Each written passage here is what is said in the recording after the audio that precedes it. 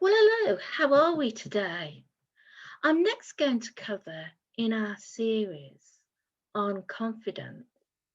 I'm going to cover how your actions can cure the fear of being confident. So, actions that you do feed your confidence. Yeah. And it strengthens your confidence by taking that action because A, you feel good about yourself for achieving it. But the other thing is, if we sit and think about what we've got to do, that feeds your fear. Now, I'm going to tell you a couple of stories to show you how this works, this feeding the fear.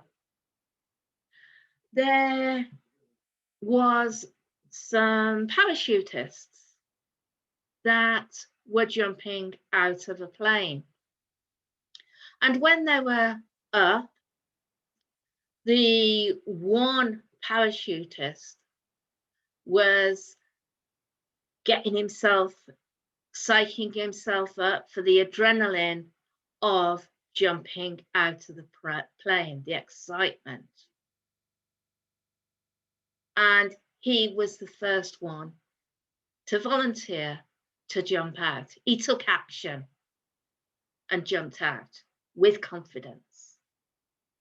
The second one also had fed himself up with the excitement, the adrenaline of jumping out of the plane,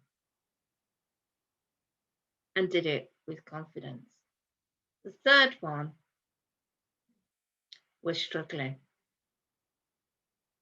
He was feeding his fear about what happens if the parachute doesn't open. So he wasn't feeding himself with excitement, he was feeding himself with fear. So consequently, could not jump out of that plane. He froze. And that happens to us a lot when we feed the fear. It stops us going forward with our confidence. The second story I'm going to tell you is about a child that was in bed. And he woke up in the middle of the night. Well, to him, it was the middle of the night. His parents were still up. They'd got visitors there. And their son woke up screaming and shouting because there was a monster in his bedroom. He'd been watching a science fiction film before going to bed. So obviously that was on his mind. Now, his dad could have gone up there and said, "Son, stop being silly. There's no monster in the room. Go back to sleep." And the son probably wouldn't have done that. But instead, the father went up and he said to his son, "Let's check your room." And his dad looked under the bed for the monster. He checked the windows, made sure they were locked, and reassured his son that no monster could get in. He then picked up his toy gun and he laid it on his table by his bedside and said, "Son, you can get rid of the monster with that."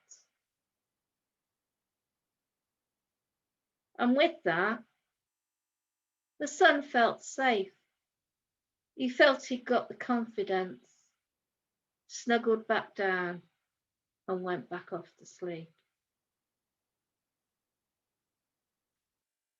So it just shows that if you feed your confidence by taking action, you will become confident. However, if you feed the fear, you won't become confident. Your choice. You decide what you want to do. And if you need help in feeding your confidence, you know where to come. Catch up with you on the next recording. Bye for now.